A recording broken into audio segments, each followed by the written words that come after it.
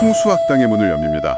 지금 살고 계신 그 집, 과연 여러분에게 복을 주는 그런 명당일까요? 아니면 혹시 알게 모르게 기운을 앗아가는 그런 곳은 아닐까요? 네. 집에만 들어오면 이상하게 기운이 쭉 빠지고 가족들 사이에 다툼이 좀 잦아진다거나 그런 경험 있으신가요? 네. 오늘 저희는 집이 우리에게 필사적으로 보내고 있는 그 운명의 신호들, 이걸 놓치지 않는 지혜를 함께 나눠보고자 합니다. 집이라는 게 단순히 그냥 잠만 자는 공간은 아니지 않습니까? 그럼요. 살아있는 유기체처럼 우리하고 기운을 주고받는다고 봐야죠. 네. 그래서 좋은 집은 딱 들어서는 순간부터 뭔가 다르다고 하죠. 그 포근함, 아늑함 같은 거요. 맞아요. 나를 이렇게 착 감싸 안는 느낌? 그래서 지친 몸과 마음이 마치 충전되는 기분이 들죠. 배터리 충전하는 것처럼요. 아, 배터리 충전 비유 좋네요.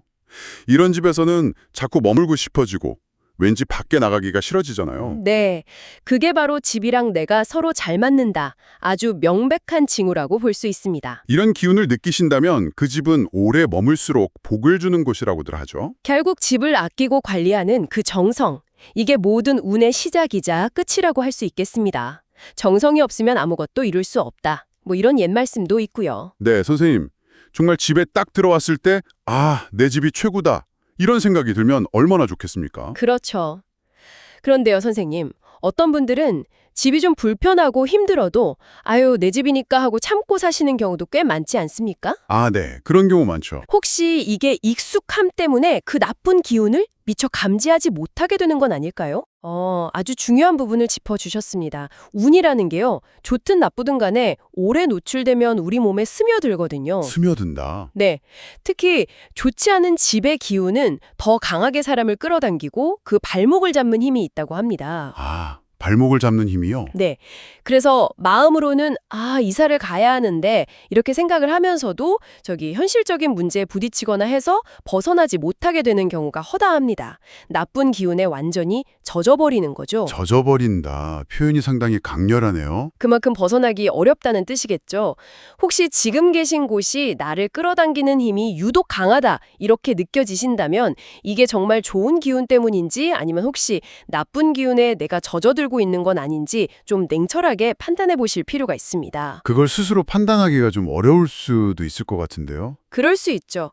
혼자 판단하기 어려우시면 전문가의 도움을 받는 것도 현명한 방법 중 하나입니다.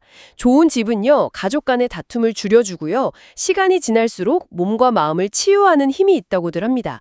이건 사실 돈으로 환산할 수 없는 가치죠. 맞습니다. 돈으로 살 수 없는 가치죠. 자, 그리고 나이가 들어감에 따라 주거 환경의 중요성은 더욱 커진다고들 하는데요. 네, 그렇죠. 최근에 어르신들께 여쭤보면 대부분 지금 살고 있는 집에서 그냥 계속 살고 싶다고 답하는 경우가 많다고 하더라고요. 네, 익숙함이 주는 안정감도 물론 중요합니다. 하지만 더 나은 삶을 위한 어떤 변화의 가능성을 열어두는 지혜도 필요하다고 봅니다. 변화의 가능성이요? 네, 만약 더 나은 선택이 가능하다면 당연히 옮기는 걸 고려해봐야 하지 않겠습니까? 집이 바뀌면 개인의 운명뿐만 아니라 가족 전체의 운명까지도 바뀔 수 있거든요. 그렇습니다. 특히 연세가 있으신 분들이 집으로 옮기실 때는 젊을 때와는 좀 다른 기준들이 필요할 것 같습니다. 어떤 점들을 중요하게 고려해야 할까요? 그렇습니다. 몇 가지 중요한 점들이 있는데요. 우선 집의 크기입니다. 크기요? 네, 자녀들이 이제 다 분가하고 부부만 남았다면 관리하기 버거울 정도로 너무 넓은 집은 오히려 기운을 흩어지게 할 수 있습니다. 아, 너무 넓어도 안 좋군요. 그렇죠. 그렇다고 또 너무 좁은 집은 답답하고 생각의 폭까지 좁힐 수 있으니 내가 충분히 관리할 수 있는 범위 내에서 적절한 크기를 선택하는 것이 현명합니다. 네, 적절한 크기. 그리고 또 어떤 점이 있을까요? 두 번째는 병원과의 거리입니다. 병원이 가까운 것은 좋은데요. 너무 바로 옆에 붙어 있는 것은 좋지 않다고 봅니다. 가까우면 무조건 좋은 거 아닌가요? 아픈 기운이라고 할까요? 그런 병원 특유의 기운이 거주 공간에 영향을 미칠 수 있기 때문이죠. 큰 병원이 한 10분에서 20분 정도 거리에 있는 것이 가장 이상적이라고 할 수 있습니다. 아, 10분에서 20분 거리.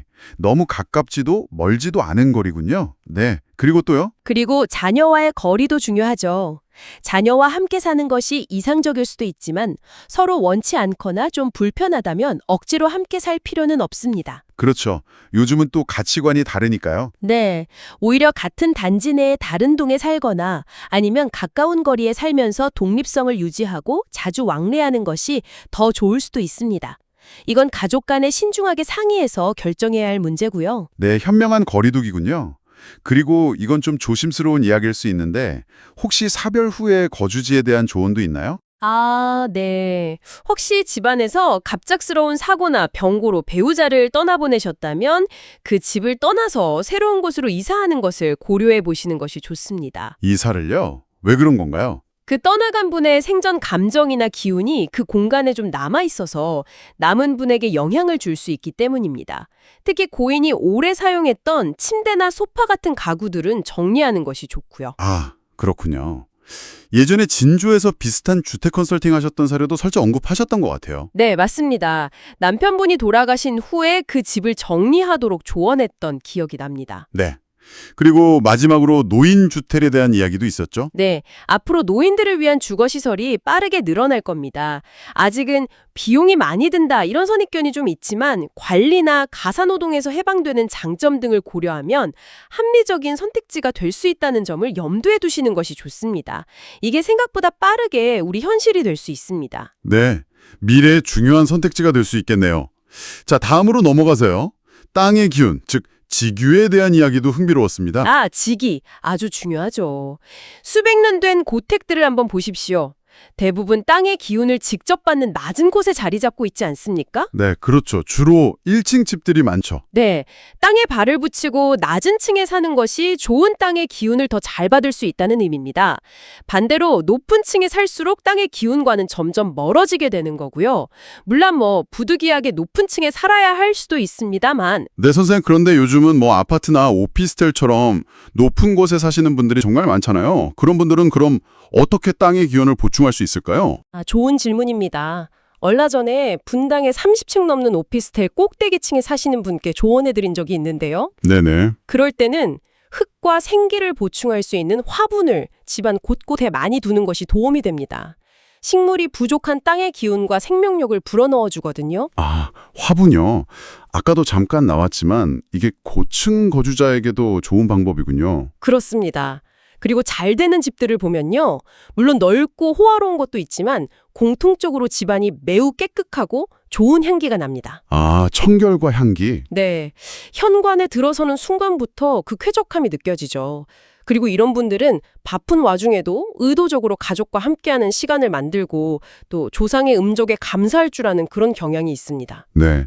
집을 가꾸는 정성뿐 아니라 가족과 조상에 대한 마음가짐도 중요하다는 거군요. 맞습니다. 그리고 또 하나, 집안에는 기둥 옆이나 구석진 곳처럼 좀 어둡고 활용하기 애매한 죽은 공간이 있기 마련입니다. 아, 있죠.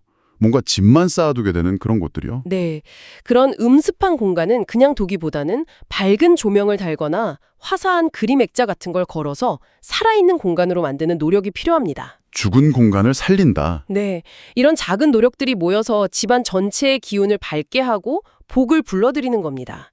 어두운 곳을 밝히는 것이 곧 나의 운을 밝히는 길이다. 이렇게 생각하시면 됩니다. 와, 듣고 보니 정말 그러네요. 방금 말씀하신 것처럼 집안에 어둡고 좀 기운이 막힌 듯한 곳을 밝히는 게 중요하다고 하셨는데요. 네. 예를 들면 은은하면서도 공간을 환하게 밝혀주는 백수정 조명 같은 거 있잖아요.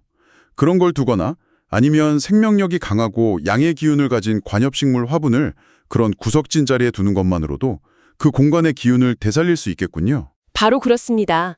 그런 소품 하나가 단순히 예쁘게 꾸미는 걸 넘어서 그 공간의 기운 자체를 바꿔줄 수 있는 거죠. 집안의 죽은 공간을 살리는 것은 곧 나의 운을 살리는 길과 같다고 볼 수 있습니다. 와, 선생님. 그렇게 간단한 소품 하나로도 집안의 기운을 바꿀 수 있다니 정말 놀랍습니다. 저도 당장 실천해보고 싶은 마음이 드는데요. 네, 작은 변화가 큰 차이를 만들 수 있습니다. 지금 이 이야기를 듣고 계신 여러분, 여러분의 집은 어떤 기운을 뿜어내고 있다고 느끼십니까? 집에 들어섰을 때 어떤 느낌이 드시는지 혹은 집안의 기운을 좋게 하기 위해 어떤 노력을 하고 계신지 궁금합니다. 네, 여러분의 소중한 경험을 아래 댓글로 자유롭게 나누어 주시면 다른 분들께도 정말 큰 힘이 될 겁니다. 그리고 더 깊은 이야기나 개인적인 궁금증은 저희 풍수학당 오픈 채팅방이나 커뮤니티를 통해 함께 소통하면 좋겠습니다. 네, 맞습니다. 그리고 오늘 내용이 도움이 되셨다면 구독과 좋아요 잊지 마시고요. 저희 풍수학당에 계속해서 좋은 지혜를 나눌 수 있도록 멤버십 가입을 통해 응원해 주시면 저희에게 정말 큰 힘이 됩니다. 여러분의 참여 하나하나가 저희 풍수학당을 더욱 풍성하게 만듭니다. 네, 꼭 부탁드립니다. 오늘 우리는 집이 보내는 다양한 신호와 그 의미, 그리고 좋은 집을 선택하고 가꾸는 지혜에 대해 이야기 나눴습니다. 기억하십시오. 집은 단순한 건물이 아니라 여러분과 가족의 운명을 담는 그릇입니다. 네, 집에 깃든 기운에 귀 기울이고 정성으로 공간을 돌보는 것이야말로 풍요로운 삶을 여는 열쇠라고 할 수 있겠죠? 땅의 기운을 가까이 하고 집안의 어두운 곳을 밝히는 노력 잊지 마십시오. 잠시 뜸. 집이 보내는 신호 외에 혹시 당신의 몸이 보내는 또 다른 미묘한 속삭임은 무엇일까요? 아, 몸이 보내는 신호요? 네. 다음 시간에는 그 이야기에 한번 귀 기울여 보겠습니다. 와, 기대되는데요? 오늘 선생님 덕분에 정말 귀한 가르침을 얻었습니다. 시청해주신 모든 분께 진심으로 감사드립니다. 다음 풍수학당 시간에도 더욱 흥미롭고 유익한 이야기로 찾아뵙겠습니다. 평안한 하루 보내십시오.